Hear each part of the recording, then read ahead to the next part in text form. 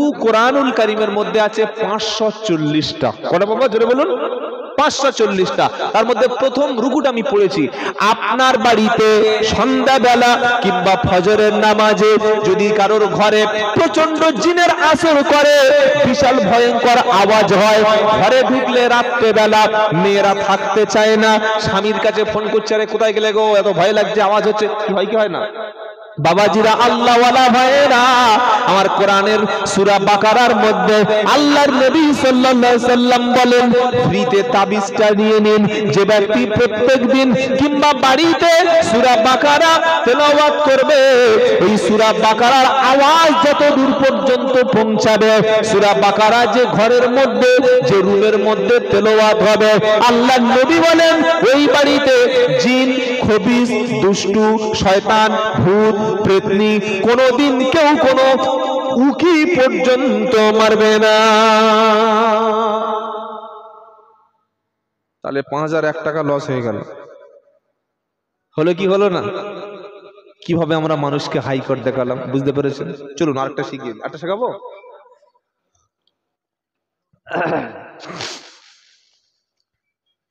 বাচ্চাদের মাঝে মাঝে ভয় লাগে, জানেন? বাতাস লাগে, লাগে কি লাগে না?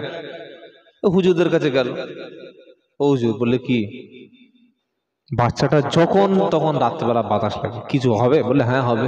টাকা দাও। টাকা দাও। 100-2 টাকা দিল, গরিব মানুষ, টোটো চালায়, এইরকম মোটা একটা মাদলি দিয়েছে, একদম এখানে বেঁধে দিয়েছে। কিছুদিন পরে মাদলিটা নিয়ে মেয়েদের অভ্যাস আছে, বললে মরা বাড়ি যাওয়া যাবে না, বলে না? শাশুড়ি বলছে, বৌমা তোর আক্কেল নাই? বললে কেন? বললে ছেলের হাতে মারলি, তুই মরা বাড়ি গেছিস? বলে কেন?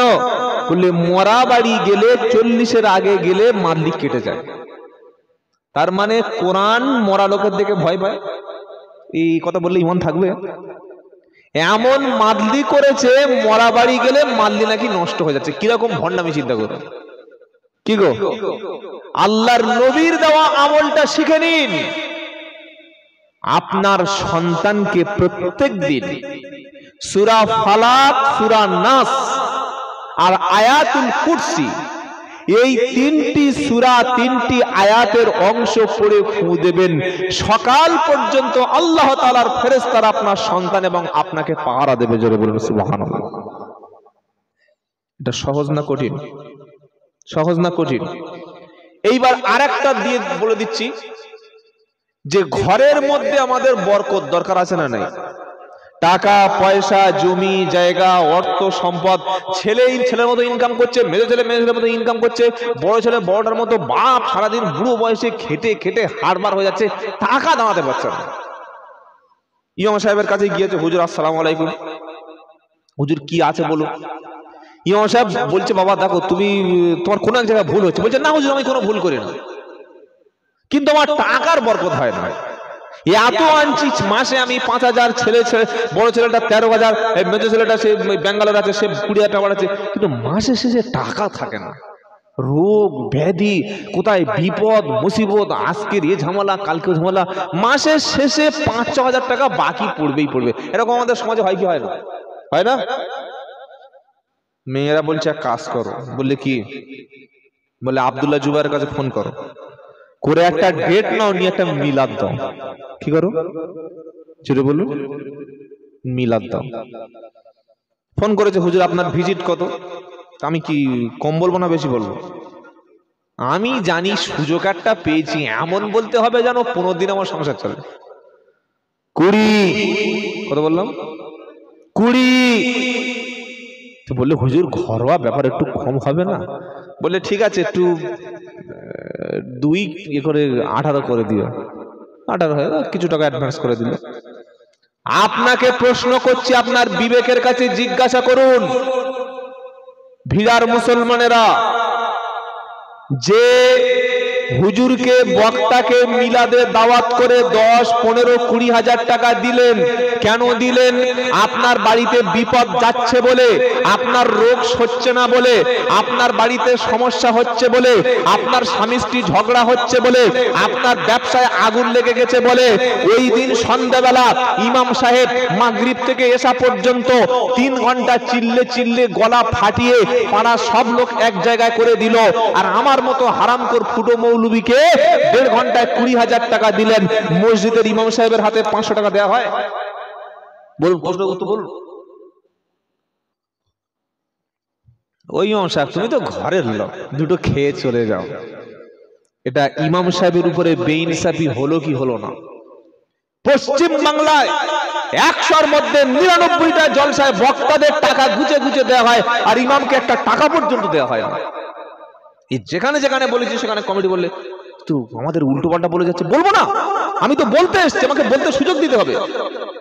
আপনি ভাড়াটে বক্তার, কন্ট্রাক্ট চালু বক্তার 20,000 দিলেন, 10,000 দিলেন, 15,000 গুলে দিলেন। আর যে ইমাম, আমি তো কাল সকালে থাকবো না, আমি তো 2 ঘন্টা পরে আর থাকবো না, আমার বাড়ি এখানে নাকি? আপনার বাপ মরলে ইমাম সাহেব, আপনার মা মরলে ইমাম সাহেব, আপনার বাড়িতে ছাগল জবাই করবে ইমাম সাহেব, আপনার বিপদে ইমাম সাহেব, আপনার সমস্যা হলে ইমাম সাহেব ছুটে আসবে। আপনি যখন ডাকবেন ইমাম সাহেবকে খুঁজে পাবেন। ফজরের সময় নামাজ পড়াবে, জোহরে নামাজ পড়াবে, আসরের মাগরিবে ঈশায় নামাজ পড়াবে, জুমার নামাজ পড়াবে, ঈদের নামাজ পড়াবে। আপনার বাপের কবর জিয়ারতটা করে দেবে। আপনার বাড়িতে কোনো সমস্যা হলে ইমাম সাহেব ছুটে আসবে। তো মিলাদ যেদিন হয়েছে, বিবেককে প্রশ্ন করুন, নিজে নিজে ভাবুন। বাইরের ভাড়াটিয়া বক্তা, 2 ঘন্টার কন্ট্রাকচুয়াল বক্তা, তাকে 15,000, 20,000 থুতু দিয়ে টাকা গুনে দিয়েছে। টাকা কম দিলে বদদোয়া করতে করতে চলে যাবে। যে ইমাম 6,000 টাকা বেতনে চাকরি করছে, এই ইমামকে কুড়ি দেওয়ার দরকার নাই। মিনিমাম 1000টা টাকা ইমাম সাহেবের হাতে দিয়ে কি বলা উচিত ছিল না, ইমাম সাহেব আপনি সন্ধ্যা থেকে মাগরিব থেকে এসা পর্যন্ত আমার বাড়িতে আপনি এত কোরআন হাদিস দিয়ে এত সুন্দর করে বক্তব্য করলেন, মাওলানা আপনাকে বেশি না দিতে পারি, কমপক্ষে 1,000 দিলাম, এটা নিয়ে আপনি খুশি হন। এর ইমাম যখন খুশি হবে, ইমাম রাতে তাহাজ্জুদ পড়বে। অধিকাংশ বক্তারা নামাজ পড়ে না, অধিকাংশ বক্তারা বাপ মার ভাত দেয় না। ইমাম তাহাজ্জুদে উঠে কাঁদবে, ফজরের নামাজ পড়ে উঠে কাঁদবে, কেঁদে বলবে রব্বানা আজকের ওই বাড়ি থেকে আমি গিয়েছিলাম কোরআনের কিছু আলোচনা করতে, আমি ইমাম সাহেব গরিব মানুষ, 1,000 টাকা দিয়ে আমাকে হাদিয়া হিসাবে দিয়েছে, আমি হাদিয়া হিসাবে কবুল করেছি। আল্লাহ গো, ওই ব্যক্তির বাড়ির বিপদ মুসিবত দূর করে দিও, ওর বাড়িতে যেন কোনো সমস্যা হয় না। এটা ইমাম যখন রাতের বেলা এশার নামাজের পরে তাহাজ্জুদের নামাজে কেঁদে কেঁদে দোয়া করবে, আমার আল্লাহ তাহাজ্জুদের দোয়াটা কখনো তিনি ফেরত দেয় না। জোরে বলবেন না সুবহানাল্লাহ। আর আমি নামাজ পড়বো, আর গাড়িতে বসতে পারলে হয় কি 3টের সময় শোবার বেলা 3টের সময় উঠে গোসল করে চল, কোথায় জলসা আছে মাল কামিয়ে আসি চল। এটা আমার বলছি, আপনাদের ক্ষতি হচ্ছে না তো? কি গো বাবাজিরা, এই সমস্ত কথা বলি বলে কিছু হুজুরের পিছনে আগুন ধরে যায়। এই আপনাদের এই এটা বাগদা থানা তো, বনগা এর পাশে বাগদা, ওই বাগডোবা বলে একটা জায়গা আছে জানেন? বাগডোবা বাগদা থানায় পাটকেল পোতা বলে একটা জায়গা আছে, হ্যাঁ জানেন তো? ওখানে ছেলেরা আমাকে প্রায় 8 মাস আগে দাওয়াত করে রেখেছে, 8 মাস আগে, এই গত বছর প্রায় জুন জুলাইয়ের দিকে এরকম হবে, তো করে রেখেছে ভালো আলহামদুলিল্লাহ। আর আমি তো একটা বেশি প্রোগ্রাম করি না, যেহেতু অনেক সমস্যা থাকে, পড়াশোনা করতে হয় বা মানুষের একটু সময় দিয়ে কথা বলতে হয়। 2 ঘন্টা হয়ে গেছে, বল যাই বক্তা কি 5 মিনিট বেশি বললে কি সমস্যা। এবার সকালে ফোন করলাম, হ্যালো ভাই আপনার লোকেশনটা বলুন, যাবো কোন দিক থেকে। বলে হুজুর একটু সমস্যা আছে। কেন? বলে আমাদের জলসা হচ্ছে না। সে কি? পাশে কিন্তু মাইক বাজছে, কিরকম চিটিং বাজ। বলছে না একটু ওই অনেক হুজুররা আছে, আপনি আসলে হুজুররা আসবে না। বাহ, খুব ভালো। কেন? আমি কি কোরআন হাদিস ইজমা কিয়াসের বাইরে বলি? বলছে না না, আপনার সব কথা কোরআন হাদিস থেকে সব ঠিক আছে, আমার কথার মধ্যে কোনো কারোর বিরুদ্ধে আমি কি গীবত করেছি? না। তাহলে সমস্যা কোথায়? বলে না, ও আপনি আসলে বক্তা আসবে না। তার মানে ওরা জানে যে আমি গেলে ওদের আর এই যে ভণ্ডামিগুলো সমাজের ফাঁস করে দিচ্ছে, এটা আর করতে পারবে না। কি বলছি বুঝতে পারছেন না? আপনারা বিবেককে প্রশ্ন করুন। বক্তাকে টাকা দিন, আমার অসুবিধা নাই। 10,000 ইমাম সাহেব বক্তাকে দিন, তাহলে ইমাম সাহেবের হাতে তো 1,000 টাকা দেওয়া দরকার ছিল। ছিল কি ছিল না? ছিল না? জন্ম দিয়েছে যে বাপ, গর্ভে ধারণ করেছে যে মা, সেই মার সেই বাপকে মিলাদের দিন বলেনি, শ্বশুরকে সে মঞ্চে বসে রেখেছে। এটা মুসলমান, এটা মুসলমান। দেখি এতটা নাস্তা এনেছে, আপেল, আঙ্গুর, বেদানা, মিষ্টি, জয়নগরের মল, ল্যাংচা, কি খাবো, পারোটা, মুরগির গোশত, ওদিকে মানে এলাই এইরকম বড় খাঞ্জা করে সাজিয়ে মিলাদ। ও ভাই এদিকে বলে কি আব্বা আছে? বলে হ্যাঁ। বেঁচে গেছে মানে মরে গেছে? বলে কেন, আব্বা জ্যান্ত আছে। ডেকে আনো। কিছুক্ষণ পরে বলছে আব্বার সঙ্গে কথা হয় আমার। কি বলছে? বাপের সঙ্গে কথা হয় না? কেন, বাপ তোমার কি বাঁশ বাঁশ দিয়েছে নাকি? বললি না না, ওরকম কথা বলছে কেন? তাহলে বাপের সঙ্গে ছেলের কথা হবে না? ওটা কি সত্যি তোমার বাপ, তোমার জন্ম ওই বাপ? বলে হ্যাঁ, অরিজিনাল জন্ম দেওয়া বাপ। তো তুমি কি এমন ছেলে, তোমার বাপের সঙ্গে কথা হয় না? তোমার বাপ তোমার বাড়িতে মিলাদের দিন নি, আর তুমি দোয়া করাচ্ছ আমার দিয়ে, আমার দোয়া কবুল হবে? বলে একটু দোয়া করে। অধিকাংশ মুসলমান বাপের ভাত দেয় না, আর মিলাদের দিন মাথায় হাজি রুমাল পরে ইমাম সাহেবকে বলছে হুজুর দোয়া করে দাও, দোয়া করে দাও। পাগল পেয়েছো ফেরেশতাদের নাকি খ্যাপা পেয়েছে? আল্লাহর কসম, নবীর হাদিস আছে, আলেমদের জিজ্ঞাসা করুন, নবী গ্যারান্টি দিয়ে বলেছে 3 জনের দোয়া হাত তুললেই কবুল হবেই হবে। জোরে বলুন সুবহানাল্লাহ।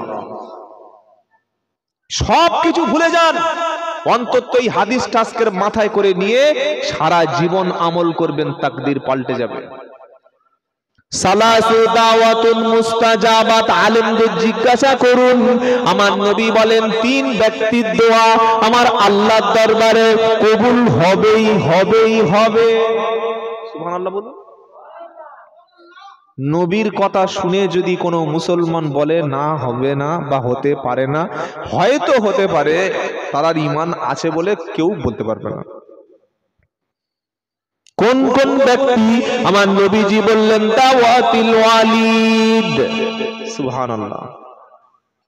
কোন আব্বা কিংবা আম্মা যখন তার সন্তানের জন্য আল্লাহর কাছে হাত দুখানা তোলে, বাপের দোয়া, মায়ের দোয়া আমার আল্লাহ তাআলা কখনো ফেলে দেয় না। জোরে হবে না? তো সেই বাপ মা কি তোমার এমনি এমনি দোয়া করবে? কি গো বাবাজিরা, হুজুরকে জলসার দিনে, মিলাদের দিনে দামি ফল কেটে, দামি ভালো বাজার থেকে মুরগি কিনে এনে, চিকেন এনে, দামি হালুয়া, রুটি, মিষ্টি করে প্লেট সামনে সাজিয়ে দিলে, যারা মুরব্বী বয়স্ক ব্যক্তি বসে আছে তাদেরকে জিজ্ঞাসা করুন, আপনার ছেলে মিলাদের দিনে বাড়িতে দোয়ার মজলিস হবে, ইমাম সাহেবকে ডেকে এনে, বক্তাকে ডেকে এনে খানজায় এতটা পরিমাণ 2000 টাকার একটা বাজার করে খাবারটা খাইয়েছে, পাশে যদি আব্বাকে বলতো আব্বা তুমি আমাকে জন্ম দিয়েছো, আব্বা আমি যখন 2 বছর বয়স ছিলাম তুমি আমাকে নিয়ে কাঁধে করে বাজারে যখন গেছো, দোকানে যখন গেছো, আমার মুখে ভাষা নাই, আব্বা ওইটা খাবো, আব্বা ওইটা খাবো বলেছে কি বলি নাই? ভুলে গেছেন নাকি? বলি নাই?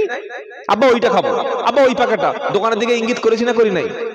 আব্বা গো যেটার দিকে হাত বাড়িয়েছি তুমি ওই প্যাকেট থেকে, ওই গ্লাস থেকে, ওই পাত্র থেকে যত দামি খাবার হোক না কেন তুমি আমাকে খাইয়েছো আব্বা। আমি ছোটবেলায় মাছ খেতে গিয়ে গলায় কাঁটা বিঁধে যাবে, আব্বা গো তুমি মাছগুলো নিজে হাতে কেটে কেটে ছোট ছোট পিস পিস করে কাঁটাগুলো বেছে দিয়ে মাংসের টুকরোগুলো, গোশের টুকরোগুলো, হাড় হাড্ডি আলাদা করে করে অল্প অল্প করে তুমি আমার মুখে খাইয়েছো আব্বা গো। আজ তুমি বৃদ্ধ হয়ে গেছো, না জানি কতদিন ভালো খাবার হয় না, আজকের অনেক দিন পরে আমার বাড়িতে মিলাদ, একটু সুযোগ পেয়েছি আব্বা, আমি নিজে হাতে তোমার মুখে একটু খাবার তুলে দেব, একটু মেহমান মেহমানদারি করব, একটু ফল খাও, একটু নরম পারোটা খাও, একটু মিষ্টি খাও। আমার আল্লাহর নবী বলে, হে বান্দা, তুমি নিজে হাতে তোমার আব্বা আম্মার মুখে যখন খাবার তুলে দেবে, আল্লাহর ফেরেশতারা বলবে, আল্লাহ এই তো প্রকৃত সন্তান। বাপের মুখটা তখন খুশিতে ভরে যাবে, বাপের অন্তরটা খুশিতে আলোকিত হয়ে যাবে। আল্লাহর নবী বলেন, ওই সন্তানের কাজে কর্মে, ব্যবসা বাণিজ্য, রুজিতে, বরকতে, সংসারে, চাকরিতে যেখানে যাবে, আল্লাহ টাকার পিছনে ও ছুটবে না, টাকা ওর পিছনে ছুটবে।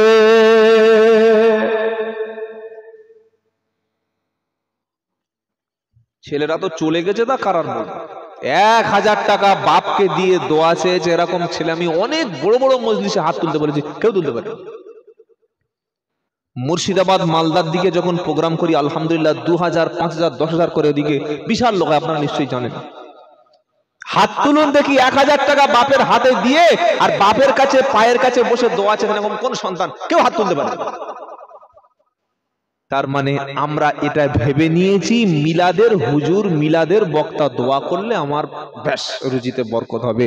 আর আল্লাহর নবী 1400 বছর আগে বলে গেছে, ওই বৃদ্ধ পিতা, ওই বৃদ্ধা মাতা তোমার বাড়িতে ডেকে তুমি দোয়া চেয়ে নাও, তোমার তাকদীরটা খুলে যাবে। জোরে বলুন সুবহানাল্লাহ।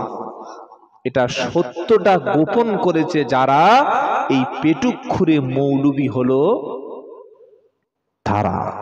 আর এটা সবাই হজমও করতে পারবে না। বাবাজিরা, আল্লাহ ভাইরা, 2 নম্বর কার দোয়াটা কবুল হবে? মুসাফির। আমার বাড়ি থেকে প্রায় 100 কিলোমিটার দূরে চলে এসেছি, আলহামদুলিল্লাহ, এখন মুসাফির আছে। আপনি যখন মুসাফির হবেন, সফরে যাবেন, নিজের বাড়ি থেকে 78 কিলোমিটার দূরে সফরের উদ্দেশ্য চলে যাবেন, আর 15 দিনের কম সেখানে থাকবেন। আপনি নামাজ পড়ে তাহাজ্জুদে কিংবা নামাজের পরে বা যখন আল্লাহর কাছে হাত তুলবেন, মুসাফিরের দোয়া আমার আল্লাহ কবুল করে। জোরে বলুন। আর একটা ব্যক্তির দোয়া কবুল হয়, নবী বলেছেন, ওই দোয়াটি হলো মাজলুম বা অত্যাচারিত ব্যক্তির দোয়া। কি বলছি বুঝতে পারছেন না? মাজলুম, মাজলুম ব্যক্তির দোয়া। অত্যাচারিত, বিনা কারণে বছরের পর বছর বিনা কারণে তাকে মানুষ নির্যাতন করছে। আপনারা প্রত্যেকে নাম জানেন, এই তো আমাদের পাশেই বাংলাদেশ, তাই তো নাকি? কত দূর? 5 মিনিটের রাস্তা। 13টি বছর জেলের অন্ধ প্রকোষ্ঠে থেকেছিল আল্লামা দেলোয়ার হোসেন সাইদি রহমতুল্লাহ। জানেন কি জানেন না? তার সম্মান এতটুকু কমেনি। আর 15 বছর দেশ শাসন করার পরে কুকুরের মতো পালিয়ে বেড়াতে হয়েছে। কি বলছি বুঝতে পারছেন না? পালিয়ে কি গো? তো মাজলুম, অত্যাচারিত ব্যক্তি বিপদে পড়ে যখন আর কারোর কাছে তার বিচার দেওয়ার থাকে না, আপনার বাড়ির ছোট বৌমাটা, আপনার ছোট ছেলেটা, কিংবা আপনার ছোট ভাইটা, কিংবা পাড়ার মধ্যে এমন একজন ব্যক্তি কোন জায়গায় বিচার দিয়ে কেউ বিচার করেনি, জুলুমের শিকার, রাত্রে শুয়ে শুয়ে আল্লাহকে কেঁদে বলছে, আল্লাহ গো, থানায় গেলাম ফিরিয়ে দিল, পার্টি অফিস বিচার নিল না, পঞ্চায়েত থেকে তাড়িয়ে দিল, কোন জায়গায় আমি বলতে পারিনি, আপনার কাছে কেঁদে হাত তুলেছি, আল্লাহ আমার দোয়াটা তুমি কবুল করো। আল্লাহ বলেন, এইরকম মাজলুম অত্যাচারিত ব্যক্তির দোয়া আমি আল্লাহ কখনো ফিরিয়ে দিই না। আর দোয়া যখন করবেন রাত্রেবেলা, কখন? জোরে বলেন। ওয়াল্লাযীনা ইয়াবিতুনা লিরাব্বিহিম সুজদাও ওয়া কিয়ামা।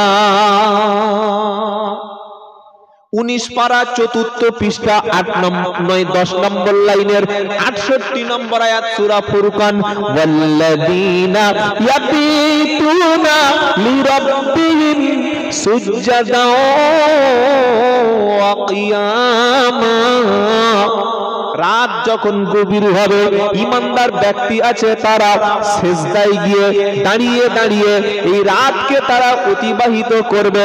আর ওয়াল্লাযীনা ইয়াকুলুনা রাব্বানা সরিফ আন্না আযাব জাহান্নাম ইন্না আযাবাহা কানা গরামা। আল্লাহ আল্লাহর কাছে বলবে, আল্লাহ আপনি আমাকে জাহান্নামের আগুন থেকে বাঁচিয়ে নিন। এটা যখন কোন ঈমানদার ব্যক্তি রাতের বেলা চক্ষুটা পানিতে ভিজিয়ে আল্লাহর কাছে জাহান্নামের হাত থেকে বাঁচার জন্য এমন করে কান্নাকাটি করবে, আমার আল্লাহ এই তাহাজ্জুদ পড়নেওয়ালা বান্দা, রাতের বেলা কান্না করা বান্দার মনের ইচ্ছাটা, আবেগটা তিনি পূরণ করে জাহান্নামের আগুন থেকে বাঁচিয়ে নেবে। ওই ব্যক্তিকে আল্লাহ জাহান্নামে দেবে না। যে ব্যক্তি জাহান্নামের ভয়ে চোখের কোণ থেকে 2 ফোঁটা পানি আল্লাহর আযাবের ভয়ে দুনিয়াতে যার পড়ে যায়, ওই ব্যক্তির জন্য আল্লাহর জাহান্নামের আগুনটা টপ করে নিভে যায়। জোরে বলবেন না সুবহানাল্লাহ। অনেকে প্রশ্ন করবেন যে আমি দোয়া করলে, আমার মতো দোয়া করলে হবে? আমাদের অনেকের ধারণা যে দোয়া করানোর জন্য শিওর একটা লোক লাগবে। কি গো বাবাজিরা, হয় মাওলানা সাহেব, নয় মুফতি সাহেব, নয় বক্তা সাহেব। আল্লাহ বলছে না, আমি অমন না। তুমি যত বড় পাপী হোক, তুমি যদি ভুল বুঝতে পেরে তওবা করে আমার ঘরে ফিরে আসো, আর তুমি যখন চাইবে আমাকে আল্লাহ বলে স্বীকার করে নিয়ে মাথা নিচু করে গোলামের মতো কাঁদবে, আমি আদমকে ক্ষমা করেছি, ইউনুস নবীকে ক্ষমা করে দিয়েছি, আমি ইব্রাহিম নবীকে জাহান্নাম ওই দুনিয়ার আগুন থেকে বাঁচিয়েছি, ইউনুস আলাইহিস সালামকে মাছের পেটের থেকে বাঁচিয়েছি, আদমকে আলাইহিস সালাম দুনিয়ায় ফেলে দিয়েছিলাম, সেখান থেকে আমার রহমতের কোলে তুলে নিয়েছি। তুমি যত বড় পাপী হও না কেন, আমার কাছে যখন কাঁদবে তখন আমি তোমার পাপটাকে ক্ষমা করে তোমাকে ধুয়ে মুছে বান্দা বলে কোলে তুলে নেব। জোরে বলো। বলছে তাই নাকি? হ্যাঁ। বলে দলিল, ওয়া ইদা সাআলাকা ইবাদি আন্নী ফাইন্নী করিব উজিবু দাওয়াতাদ দাঈ ইদা দাআনি ফালইস্তাজিবুলি ওয়াল ইউমিনু বি লাআল্লাহুম ইয়ারশুদুন। এটা দ্বিতীয় পারা 8 পৃষ্ঠা 4 নম্বর লাইন 186 নম্বর আয়াত সূরা বাকারা। আল্লাহর নবীকে সাহাবারা প্রশ্ন করলেন, নবী আল্লাহ কত দূর আছে? আমি যদি বারান্দা থেকে মসজিদের বারান্দা থেকে কিংবা আমার ঘর থেকে যদি আমার আল্লাহকে ডাকাডাকি করি, আল্লাহকে যদি ডাকি, আমার আল্লাহ সাড়া দেবে কিনা বলো? আল্লাহ পাক বলছেন, নবী তুমি বলো, আন্নী ফাইন্নী করিব, আমি আল্লাহ বান্দার একেবারে কাছাকাছি। এবার প্রশ্ন হচ্ছে কত কাছে? ওয়া নাহানু আকরাবু ইলাইহি মিন হাবলিল ওয়ারিদ। এটা 26 পারা 18 পৃষ্ঠা প্রথম লাইনের 16 নম্বর আয়াত সূরা কফ। আল্লাহ বলছেন, ও বান্দা তোমার যে ঘাড়ের শিরা আছে তার চাইতে আমি আল্লাহ আরো তোমার কাছে আছি। বান্দা আমাকে ডাকো। কাকে? কাকে? জোরে বলুন। ডাকবো কাকে? এক আল্লাহকে, আর মাঝখানে কেউ নয়, শুধু আমার আল্লাহকেই ডাকবো। কাকে ডাকবো? আল্লাহকে। আল্লাহ বলছেন ডাকো। ওয়া ক্বালা রাব্বুকুম উদউনি আস্তাজিব লাকুম। বান্দা প্রশ্ন করছে, আল্লাহ আমি যদি ডাকি, আল্লাহ আপনি ডাকে সাড়া দেবেন কিনা? 24 পারা 12 পৃষ্ঠা 4 নম্বর লাইন 60 নম্বর আয়াত সূরা মুমিন। ওয়া ক্বালা রাব্বুকুম উদউনি আস্তাজিব লাকুম। বান্দা তুমি আমাকে ডাকো, ডাকলে আমি আল্লাহ তোমাকে সাড়া দেব। খোদা তোমার ডাকতে পারি না, ডাকার মতো ডাকলে খোদা কেমনে শোনে না। খোদা তোমার ডাকতে পারি না, ডাকার মতো ডাকলে খোদা কেমনে শোনে না। ডেকেছিল নবী ইউনুস নবী মাছের পেটের ভিতরে, আর ডাকটা পৌঁছে গেল স্বয়ং আরশের মহল্লার উপরে। হবে না সুবহানাল্লাহ? মাঝখানে কোনো ব্যক্তি ছিল? জোরে বলুন। টেলিফোন ছিল? কোনো হোয়াটসঅ্যাপ ছিল? কেউ ছিল না। মাছের পেটে যখন ইউনূস নবী গেল, ভিতরে গিয়ে দেখছে পুরো অন্ধকার, আর সমুদ্রের মধ্যে প্রাণীরা প্রত্যেকে আল্লাহর তাসবিহ পাঠ করছে। জোরে বলুন। নবী ইউনূস কি করলেন? বললেন, কোরআন, এটা সূরা আম্বিয়া পারা নাম্বার 17, সূরার নাম আম্বিয়া, আয়াত নাম্বার 82, মিডল পয়েন্টের নিচে নবী ইউনূস বললেন, লা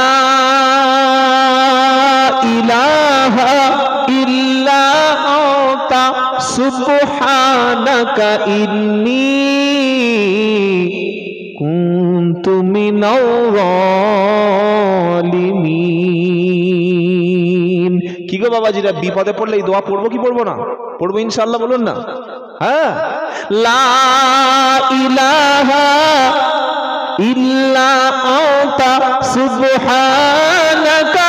নবী ইউনূস বললেন, আল্লাহ আপনি পবিত্র, আপনি মহান, আপনি ছাড়া কোনো ইলাহা নাই, আমি অপরাধীদের মধ্যে শামিল হয়ে গেছি।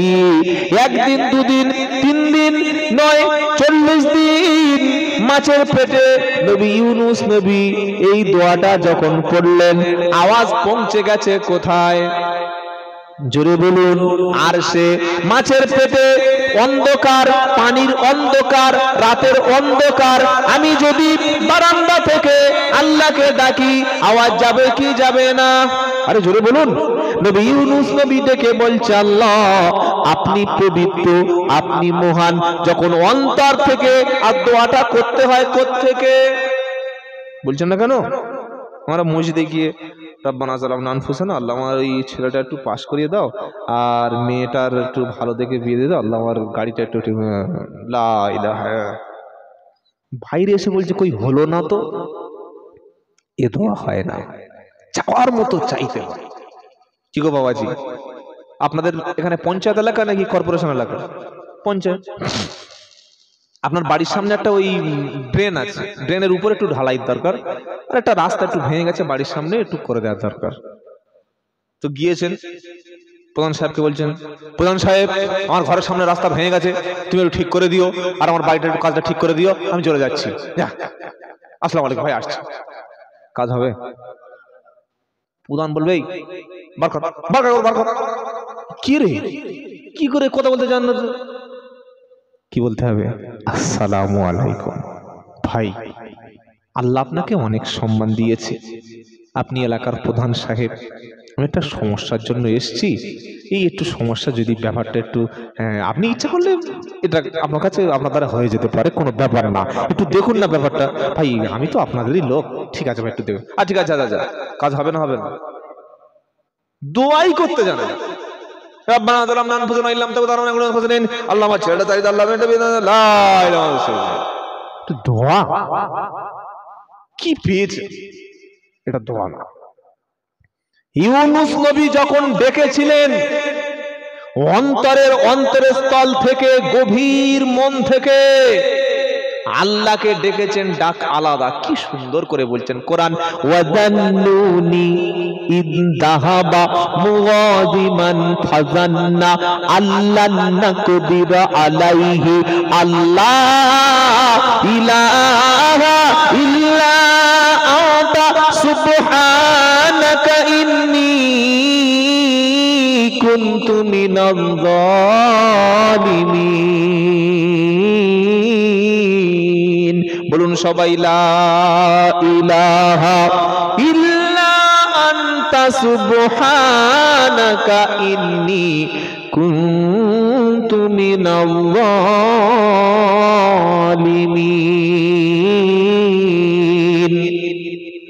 মাছের পেট থেকে আল্লাহর কাছে ফোন যায়নি, মাঝখানে কোনো জিব্রাইল নাই, মাঝখানে কোনো ভায়া নাই, কোনো মৌলভী সাহেব মাঝখানে দোয়াটা পৌঁছে দেয় নাই। অন্ধকার মাছের পেটে নবী ইউনূস নবী এমন করে যখন ডাক দিলেন, আল্লাহ শুনলো কি শুনলো না? জোরে বলুন। শুনেছে। আর শোনার পরে আল্লাহ জবাব জবাব দিয়েছে কি দেয় নাই? জবাবটা কি? ওটা পরের আয়াতে লেখা আছে, কোরআন পড়লে তবে তো পাবেন। কি গো এই মুসলমানেরা, যখন কোন বিপদ মুসিবত নেমে আসবে, কোন মানুষের কাছে বলবো না দুরাকাত নামাজ পড়বো, দান সদকা করে বেশি করে দোয়া ইউনুস পড়বো, লা ইলাহা ইল্লা আনতা সুবহানাকা ইন্নী কুনতু মিনাল জালিমিন। উদ্ধার করবেন কে? জোরে বলুন। তাই কবি কি বলছে? খোদা তোমার ডাকতে পারি না, খোদা তোমার ডাকতে পারি না, ডাকার মতো ডাকলে খোদা কেমনে শোনে না, ডাকার মতো ডাকলে খোদা কেমনে শোনে না। ইউনুস নবী ডেকেছিল মাছের পেটে বসিয়া, ইউনুস নবী ডেকেছিল মাছের পেটে বসিয়া, আল্লাহ তাআলা আরশ থেকে নিল তাকে বাঁচাইয়া। ইউনুস নবী ডেকেছিল, ইউনুস নবী ডেকেছিল মাছের পেটে বসিয়া, আল্লাহ তাআলা আরশ থেকে নিল তাকে বাঁচাইয়া। খোদা তোমার ডাকতে পারি না, ডাকার মতো ডাকলে খোদা কেমনে শোনে না, ডাকার মতো ডাকলে খোদা কেমনে শোনে না, খোদা তোমার ডাকতে পারি না। আরেকটা নবী কথা বলবো? আচ্ছা কড়া পর্যন্ত হবে, 12:30 বাজে, আর একটু বলবো না শেষ করে দেবো? আচ্ছা কে কে চলে যাবেন হাত তুলুন দেখি বাবা একটু। আর একটু বলবো না শেষ করবো বাবা? আচ্ছা ঠিক আছে, চলে গেলে আর কি, একজন শুনলেও ভালো। আমি দেখি না কে, খালি মোটামুটি একজন শুনে একটু আমল করলে আমার লাভ। কি গো বাবাজি, না ঘুমুক, আসল ঘুম তো কবরে হবে। এবার যে নবীটার নাম বলবো ওই নবীকে সবাই চেনেন, আমাদের জাতির পিতা, নাম হলে হযরতে ইব্রাহিম। জোরে বলুন, জানেন না ইব্রাহিম নবী জাতির পিতা? এই হতভাগা বাংলাদেশিরা ওদের জাতির পিতা এই হ্যাঁ মুজিবকে বানিয়েছিল। কি গো, মুসলমানদের কোন জাতির পিতা ইব্রাহিম ছাড়া কেউ না। বলে দলিল মিল্লাতা আবিকুম। কোরআন, কোরআন যখন সামনে এসে গেছে সব হতভাগাদের কথা শুনবো কেন? কি মিল্লাতা আবিকুম ইব্রাহিম হুয়া সাম্মাকুমুল মুসলিমিন।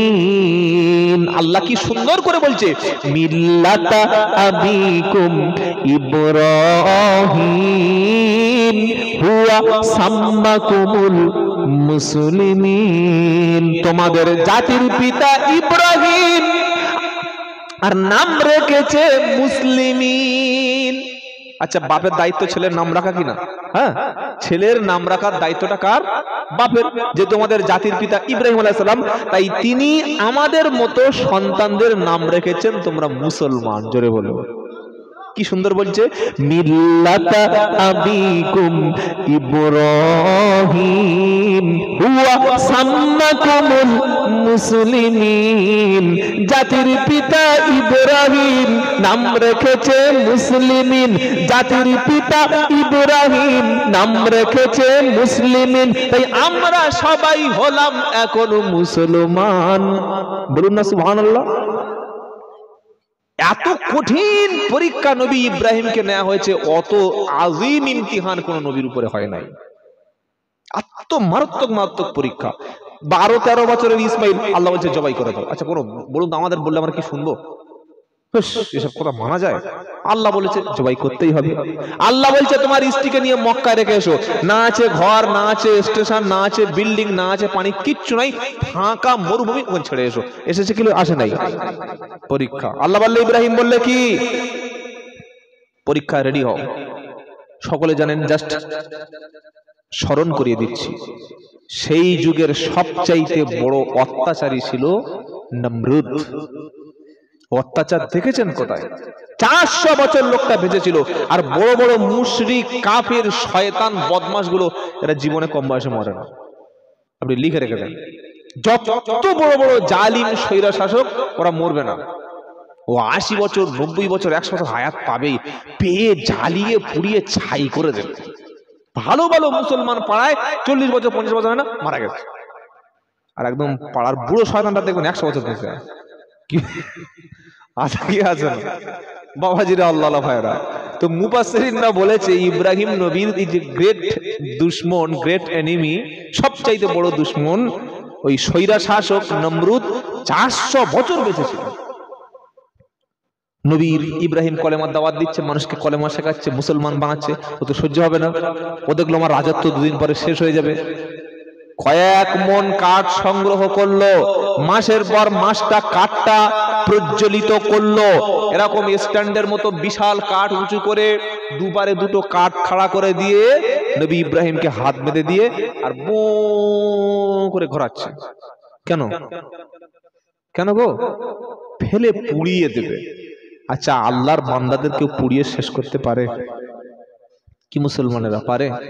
গুজরাটে পোড়ানো হয়েছে, মায়ানমারে পুড়িয়েছে, ইরাকে পুড়িয়েছে, আফগানিস্তানে পুড়িয়েছে, সিরিয়ায় ইমানদারদের পুড়িয়েছে, আজও ফিলিস্তিনে বোম মেরে মুসলমানদের পুড়িয়ে শেষ করছে। শেষ হবে? আমাদের এই রাজ্যের একটা পাগলা খ্যাপা আছে, কদিন খুব পাগলামি করছে, এমন পাগলামি এমন বিশুদ্ধার করছে এই শান্তিপ্রিয় বাংলা হিন্দু মুসলমানকে অশান্তি করার জন্য। আপনারা নিশ্চয়ই বুঝতে পারছেন যে পাগলাটাকে নাম বলার দরকার নাই, শুদ্ধ ভুল ভাল পাগলামি সাম্প্রদায়িক কথা বলে উস্কে উস্কে দিচ্ছে, দিয়ে তো কোনো লাভ হবে না। বাংলার হিন্দু বাংলার মুসলমান শান্তিপ্রিয়, এইসব সাম্প্রদায়িক ছাগল গরুর কথা বাংলার মুসলমান বাংলার হিন্দুরা শোনে না, মিলেমিশে থাকে। যতই ছাবলামি করুক ভোট কেউ দেবে না, মাদরামি করে যাবে, কি বুঝলেন? উস্কে দিয়ে যাবে। বাবাজিরা, আল্লাহ ভাইরা, ইব্রাহিম নবীকে আগুনে ফেলে দেওয়া হচ্ছে। আমাদের যদি কেউ ধরে নিয়ে আগুনের কাছে নিয়ে যায়, তখন যা দোয়া শুরু করবো, আল্লাহ এতদিন নামাজ পড়লাম, কি হলো? আল্লাহ কুরবানি করবো কি করবো না? ছেলের একটু জ্বর হয়েছে, সে মসজিদে বলছে আল্লাহ নামাজ পড়ে সব বেকার হয়ে গেল, ছেলে যা। আরে যার পরীক্ষা যত বেশি তার ইমান, যার ইমান যত বেশি তার পরীক্ষা তত বেশি। বলুন না সুবহানাল্লাহ। হ্যাঁ, আপনার ইমান যত বেশি হবে আল্লাহর উপরে, আপনার পরীক্ষাটা তত বেশি হবে, তত পরীক্ষা আসবে। যত মুসিবত আসবে, রোগ আসবে, বিপদ আসবে, বুঝবেন আপনার ইমানটা আল্লাহ ঝালাই করে নিচ্ছেন, যাচাই বাছাই করে নিচ্ছেন যে প্রকৃত জান্নাতের উত্তরসূরি কিনা। কি বলছি বুঝতে পারছেন না? সবচাইতে বড় বড় পরীক্ষাগুলো এসেছিল নবীদের উপরে। অর্থাৎ নবীরা যদি কেউ বলে যে এত বিপদের সময় নবীরা পাপী, বলে ঈমান থাকবে? নাউযুবিল্লাহ। আল্লাহর সমস্ত নবীরা আম্বিয়া আলাইহিমুস সালাম একেবারে প্রত্যেকে মাসুম, বিগুনাহ। জোরে বলুন সুবহানাল্লাহ। তারাই হলেন নবী, অথচ নবীদের উপরে কঠিন কঠিন বিপদ মুসিবত নেমে এসছে। এজন্য বিপদ মুসিবত নেমে আসলে কোনোদিন বলতে নাই যে লোকটা মনে হয় তো, এটা বলতে নাই। খবরদার এরকম কথা জীবনে বলবেন না। আগুনে ফেলে দেওয়া হচ্ছে, ফেরেশতা এসে বলছে ইব্রাহিম, বললে কি? বললে আগুন থেকে বুঝতে পারছে না কি হবে। বললে কি হবে? পুড়িয়ে দেওয়া হবে। বললে আরে আগুন থেকে বাঁচানোর জন্য আমরা তো আছি, একটু জল একটু পানি ছিটিয়ে দিলে আগুন নিভে যাবে, আর তোমাকে আমরা উদ্ধার করে নিয়ে চলে যাব, একটু দোয়া টোয়া করো। ইব্রাহিম বললে সরে যাও, সরে যাও, পালাও পালাও, এখন আমি আল্লাহর সামনে পরীক্ষা দিচ্ছি। পরীক্ষা, কোনো ভালো ছাত্র যদি পড়াশোনা করে যায় আর ও যদি পরীক্ষায় লেখালেখি করে, ওর পাশে কেউ ডিস্টার্ব করলে মুখে দাঁত রাখবে? এই বারো বারো, পড়ে নাই কিচ্ছু না, বাঁধে আমি পড়াশোনা এসেছি লিখবো, ডিস্টার্ব করছি কেন? বলবে কি বলবে না? ইব্রাহিম নবী বলছে পরীক্ষা দিচ্ছি, ডিস্টার্ব করো না, পালিয়ে যাও। আমার আল্লাহ শোনেন, আমার আল্লাহ দেখেন, আমার আল্লাহ তার বান্দার অবস্থা বোঝেন। ওই আল্লাহ সুবহানাহু ওয়া তাআলা যদি আমাকে আগুনে পুড়িয়ে যদি খুশি হয়, তাহলে আমি একবার কেন 1000 বার আগুনে পুড়িয়ে আমার আল্লাহ যদি রাজি হয়, পরীক্ষা দিতে রাজি আছে। একটু জোরে বলতে পারলেন না সুবহানাল্লাহ? আর আমাদের ধরুন আমার বক্তব্য হয়ে গেল, এখন খাওয়া দাওয়া হয়নি, আসলাম তো তাড়াহুড়ো করে উঠে পড়লাম। এবার ছেলেরা সবাই ধরেছে, বললে হুজুর আপনি তো ইব্রাহিম নবীর কথা বলছিলেন, তো আপনার ইমানটা একটু দেখবো। কিরকম? বললে ওই যে বড় বড় ওভেন যেগুলো মানে বড় ওভেন যেটা আছে না জ্বালিয়েছি, ওর উপরে আপনাকে একটু 5 মিনিট বসিয়ে রাখবো, দেখি কেমন ইমান মাল থাকবে তো। কি আমাকে যদি আগুনের উপরে মিনিট 5 বসিয়ে রাখে টিকবো? কথা বলেন না, ছাই হয়ে যাবে। আর আপনাদের রাখলে আপনাদের যে ইমান কেউ কারো কিছু হবে না, সব টাটকা থাকবে, তাই তো নাকি? ও আগুনের কাছে গেলে কে কত মুফতি সাহেব আর পীর সাহেব সব পাওয়া যাবে। কি বুঝতে পারলেন? ফেরেশতা বলছে ইব্রাহিম আগুনে ফেলা হবে, নবী বললেন সরে যাও, বাধা দিও না, ডিস্টার্ব করো না। আল্লাহ দেখলেন ইমানের পরীক্ষায় পাস, শুধু পাস নয় একদম A+ পাস। জোরে বলুন। আচ্ছা আল্লাহর ইচ্ছা কি আগুনে পড়াবে? কি বলছেন না কেন? পারা নাম্বার 17, পৃষ্ঠা নাম্বার এই লাইন নাম্বার 13, আয়াত নাম্বার 69-69, সূরার নাম আম্বিয়া। আল্লাহ বলছেন ইব্রাহিম নবীকে, এবার যখন ইব্রাহিম নবী বললেন তোমরা পালিয়ে যাও, আল্লাহ আমাকে পড়ালে আমি পড়বো, আমি আল্লাহর সিদ্ধান্তে রাজি আছি। আল্লাহ 1 সেকেন্ডের মধ্যে, আরো পার সেকেন্ডের মধ্যে, সেকেন্ডের আর শুক্র পার সেকেন্ড, তার মধ্যেই আল্লাহ আগুনের প্রতি একটা নোটিশ দিয়েছেন। জোরে বলুন সুবহানাল্লাহ। কি নোটিশ?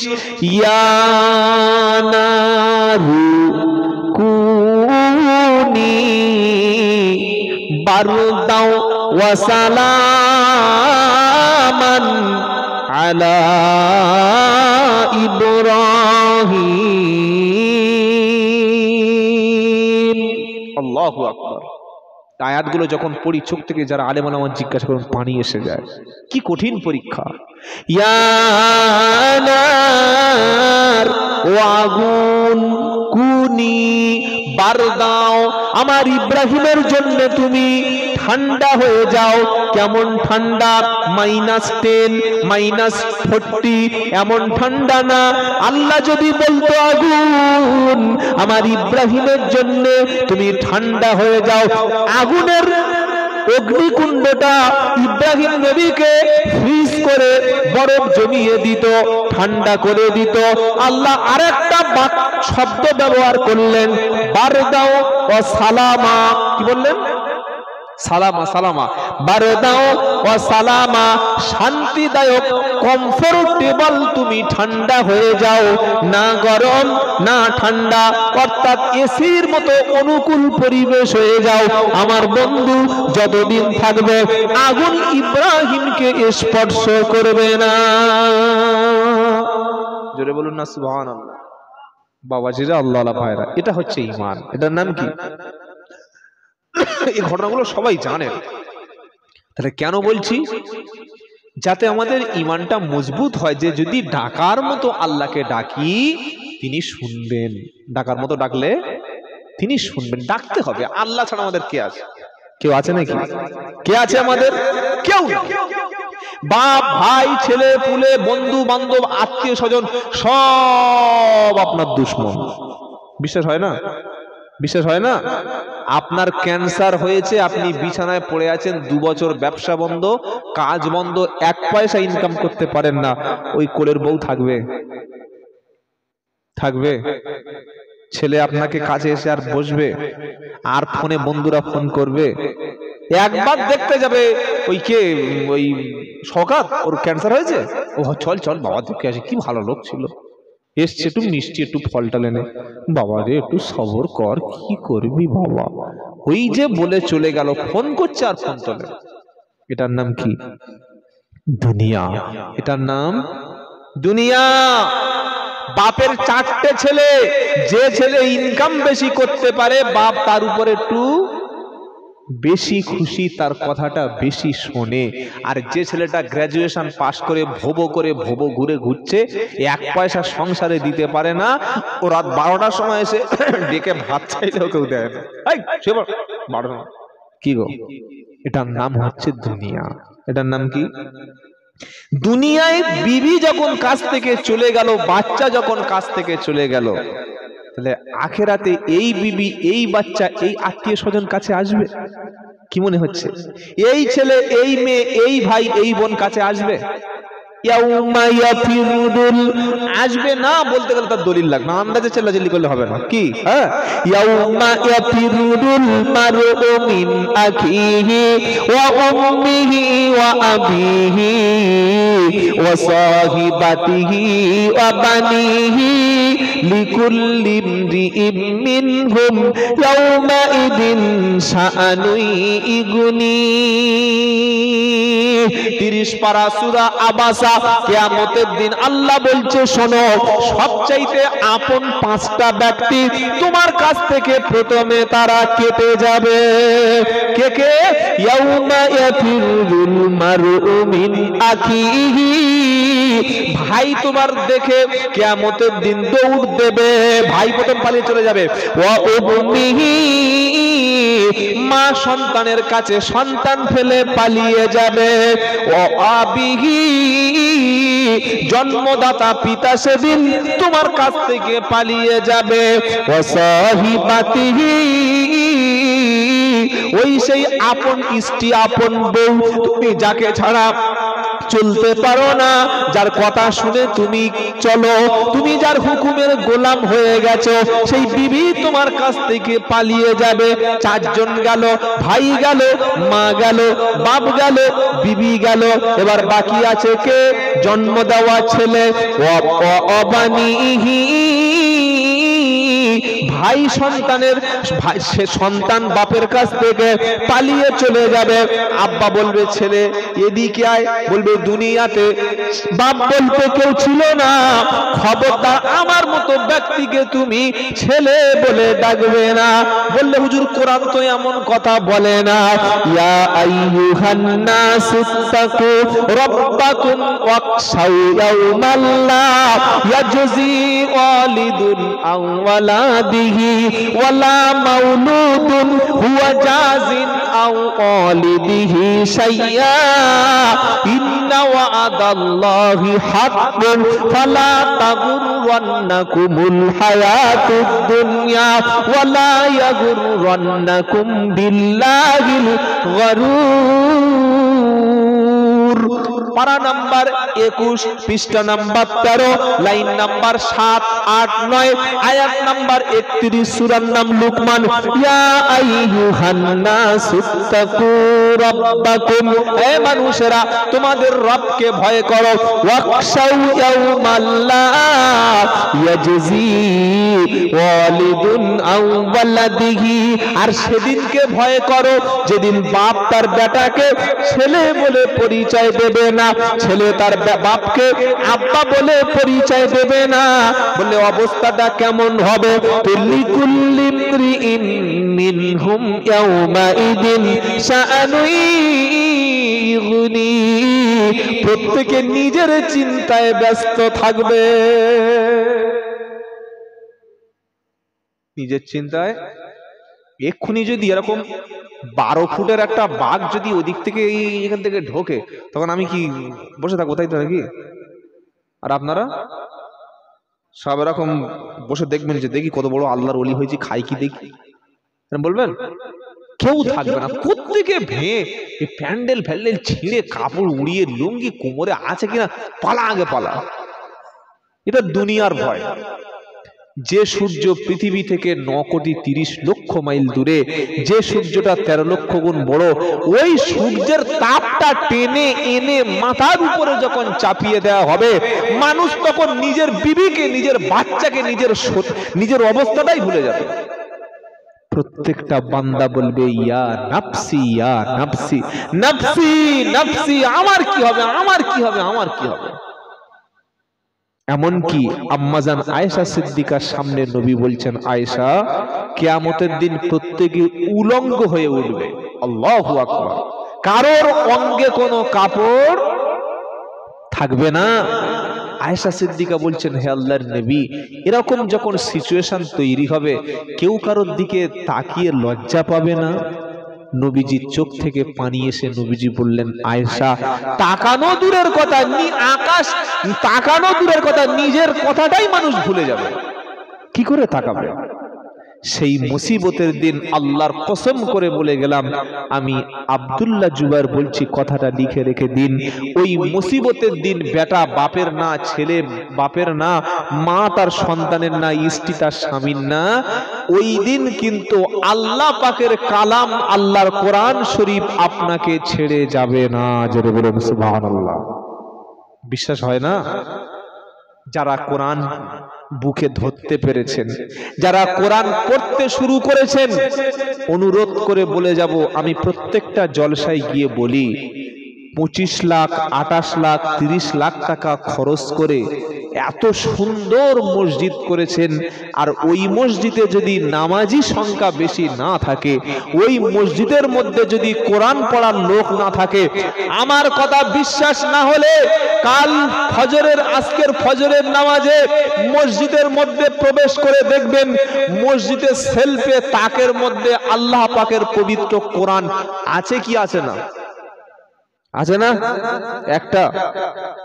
একটা কোরআন 18, 20, 20টা, 25টা। ওই কোরআনগুলো ফজরের নামাজ পড়ে আমার কথাটা মিলানোর জন্য দেখবেন যে আমি আপনাকে ঠকিয়ে গেলাম কিনা। কোরআনটা তার থেকে বার করে দেখবেন, প্রত্যেকটা কোরআনে ধুলো পড়ে গেছে। ঠিক বলছি? এটা এখন বুঝতে হবে, সকাল দেখবেন। কারণ মসজিদে কোরআন আছে কিন্তু পড়ার লোক নাই। মসজিদের দুতলায় খালি জুমার দিন লোক বসে, 3 তলায় ঈদের দিন লোক বসে, আর লোক যায় না। ধুলো কি নোংরা, মসজিদে লোক যায় না। টাকা দিয়ে বউকে নিয়ে সিনেমা হলে যাবে, টাকা দিয়ে পরের বউকে নিয়ে পার্কে যাবে, টাকা দিয়ে পরের মেয়েকে নিয়ে দীঘায় বেড়াতে যাবে, টাকা দিয়ে খরচ করে খেলা দেখতে যাবে, হাজার হাজার টাকা খরচ করে মোবাইল কিনবে, হাজার হাজার টাকা খরচ করে এলসিডি কিনবে, সিরিয়াল দেখার জন্য স্বামী স্ত্রী পাগলের মতো রাত 8টা বেজে গেলে হয়ে যাবে, আর ফ্রি পয়সায় জান্নাত পাওয়া যাচ্ছে, আল্লাহর কোরআন পড়া যাচ্ছে, মসজিদে বসার লোক নাই। আচ্ছা, আমরা যদি বলি, ইমাম সাহেব আমি তো কোরআন জানি না, আপনি আমাকে একটু কোরআনটা শিখিয়ে দিন, উনি আপনার কাছে 1 বিঘে জমি চাইবে, তাই তো নাকি? 10,000 টাকা তো চাইবে। ও বাবাজিরা, আল্লাহর ভাইরা, এই মুসিবতের দিনে আল্লাহর নবী সাল্লাল্লাহু আলাইহি ওয়াসাল্লাম বলেছেন, কোরআন ওয়ালা ব্যক্তি সেদিন আল্লাহর কোরআন ব্যক্তিদেরকে ছেড়ে জান্নাতে যাবে না। জোরে বলুন। আল্লাহ বলবে, এই তোর আমল নাই, চলে যা, জাহান্নামে চলে যা, সোজা চল, সোজা হাঁটতে শুরু কর। পিছন থেকে একজন বলবে, এই দাঁড়াও, কোথায় যাচ্ছি মানে? আল্লাহ আমাকে জাহান্নামে বলেছে, জাহান্নামে যাচ্ছি। বললে, না, আমি বলছি তুমি ফিরে এসো, জান্নাতে যেতে হবে, জাহান্নামে তোমাকে যেতে দেব না। বান্দা বলবে, তুই কে? আল্লাহ যখন বলেছেন, আল্লাহর চাইতে বড় পৃথিবীতে আর আসমানেও নাই, জমিনে নাই, তো আল্লাহর পাওয়ার তো বড়ই। পিছনের দিকে তাকিয়ে দেখবে সেই কোরআন। বলুন সুবহানাল্লাহ। কে? যে কোরআন ফজরের নামাজের পরে পড়েছে, ঈশার নামাজের পরে পড়েছে, বাড়িতে বসে বসে পড়েছে, রাতে ঘুমানোর সময় কোরআন তেলাওয়াত করেছে। যুবকেরা প্রত্যেকের মোবাইলে এখন কোরআন ডাউনলোড করে রাখা যায়, আরবি একটা কোরআন ডাউনলোড করে রাখুন। যখন সুযোগ হবে শরীরটা পাক পবিত্র করে নিয়ে, একটু ওযু গোসল করে নিয়ে, খামোকা সময় নষ্ট না করে একটি পৃষ্ঠা আপনি পড়তে শুরু করুন। একটা অক্ষর পড়বেন, সাথে সাথে আল্লাহ আপনার আমলনামায় 10টা নেকি লিখে দেবে। অনেকে বলবেন, হুজুর চক্ষুটা আগের মতো নাই, আগের মতো উচ্চারণ করতে পারি না। ও মুসলমান, কোরআন শেখা সবচাইতে সহজ। আপনি ঈশার নামাজের পরে, আসরের নামাজের পরে আমি আগে শুনিয়ে দিয়েছি, সময়কে অপচয় করো না। মানুষ জান্নাতে গিয়েও একটা বিষয় আফসোস করবে, সেটা কি? বান্দা বলবে, আল্লাহ আমি যে ভালো আমল করেছিলাম তার জন্য জান্নাতুন নাঈম পেয়েছি, জান্নাতুল খুলদ পেয়েছি, জান্নাতুল করার পেয়েছি। কিন্তু আল্লাহ যে সময়টা বসে বসে নষ্ট করেছিলাম, যে সময়টা বসে বসে অপচয় গাল গল্প করেছিলাম, ওই সময়টা যদি আরো বেশি বেশি কোরআন পড়তাম, আরো বেশি বেশি জিকির করতাম, আল্লাহ আমি জান্নাতুল ফিরদাউসের আলা মাকাম পেয়ে যেতাম। জোরে বলুন সুবহানাল্লাহ। বললে হুজুর আজকের আমাদের দায়িত্ব কি? বাড়িতে ফিরে গিয়ে মসজিদে চলে যাবেন, নামাজ হয়ে গেলে ইমাম সাহেবের কাছে বসে নিজের কোরআনটা, নিজের তেলাওয়াতটা একটু সহি করে শুদ্ধ করে নেবেন। কারণ নামাজ পড়ার জন্য নামাজ যেমন ফরজ, নামাজের মধ্যে কোরআনটা তেলাওয়াত করা ফরজ। আর কোরআনটা তেলাওয়াত করতে গিয়ে সহি শুদ্ধভাবে তেলাওয়াত করা ফরজ। কি বললাম বুঝতে পারলেন না? সহি শুদ্ধ করে কোরআন তেলাওয়াত করা ফরজ। ওযু আছে, গোসল আছে, শরীর পাক আছে, কিন্তু কোরআন ঠিক নাই। অনেক ইমাম সাহেব দেখেছি, আল্লাহর কসম করে বলছি, ইমাম সাহেবের কোরআন শরীর নাই। কি আশ্চর্য! তাহলে আমাদের দায়িত্ব কি দিয়েছি? যোগ্য ইমামের কাছে বসে কোরআনটা শিখে নেবেন। সকলে বলুন ইনশাআল্লাহ।